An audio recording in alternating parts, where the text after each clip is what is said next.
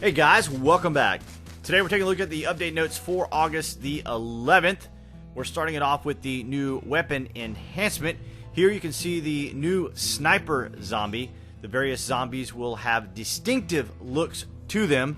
The drops you'll need for the new weapons are the prototype mechanism, prototype trigger assembly, and the prototype receiver. The enhancements will apply to each of the rifles in the game. They can't be repaired, so they do have a limited use. I broke one of my own rules recently, and that was logging out in my shelter. As you can see, I logged back in under the shack while also being partly in the ground tamper. This leads us to the new respawn interface, which has been improved. You'll notice the most difference in PvP as there will be a respawn cooldown radius. This will not be an issue in PvE. The new Darko Zombie made its appearance, which I hope is not going to be limited to just Ranchito Taquito. He wasn't the most cooperative NPC on the test server. Sadly, I never could actually kill him and get the military backpack that he does carry. He's certainly a very tough zombie, as most people that were killing him were using a vehicle to knock him down and then finish him off. He can be incredibly formidable if you try to solo him. I'm curious to see how effective the new enhanced weapons will be on the Darko Zombie. As you're out and about, you'll get a text message on the screen that will let you know a strange zombie has appeared. At that point, you'll want to look around and see which of the various new zombies may have spawned. Kill them and grab their loot. Zombies will now destroy your base. They certainly wrecked my walls here on my ground tamper. This was partly why I was offline, but they're now adjusted to just attack the base while the owner is online. This will also help in keeping people from rounding up zombies to grief other people's bases. Vehicles now have more distinctive sounds like engine revving, tires screeching, and the obligatory horn, which you can use by clicking the J Juliet key.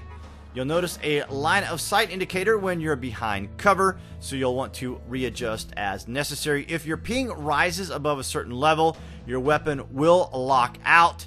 This, as far as I know, does not have an indicator, so I just wanted to make you aware of this.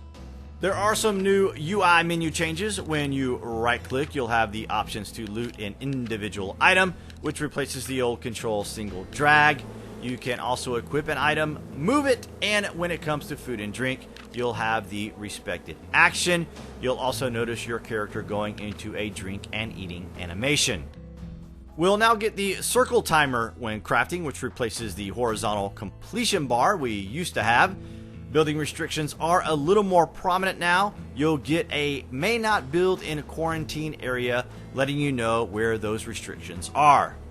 During mid-video production, we received some additional news from Steve Shock George, where he outlined that ground tamper stacking has been fixed.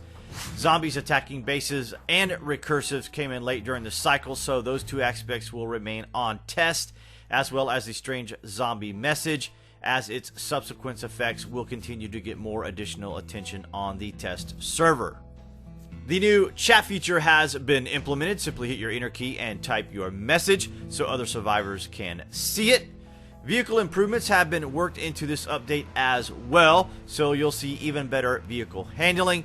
Let me know how you guys feel about the new vehicle decay feature. Do you think you're now finding vehicles easier and more often? Be sure to swing by the H1Z1 website, a comprehensive database of game-related information and news. You'll find a lot of incredibly helpful game features, including all the latest out of H1Z1. You can also pay a visit to the H1Z1 forums. This community of players are always incredibly helpful, and you can find an array of game discussions among your fellow survivors. This update includes a series of different bug fixes along with additional building features for those on the Nomad servers.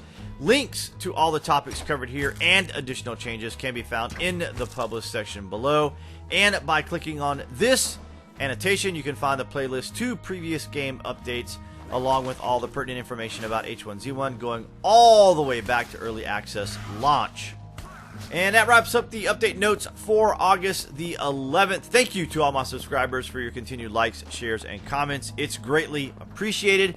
If this is your first time on the channel or you're a frequent visitor, consider subscribing by clicking on this watermark. That way you'll be sure to receive all the latest news out of Daybreak and H1Z1.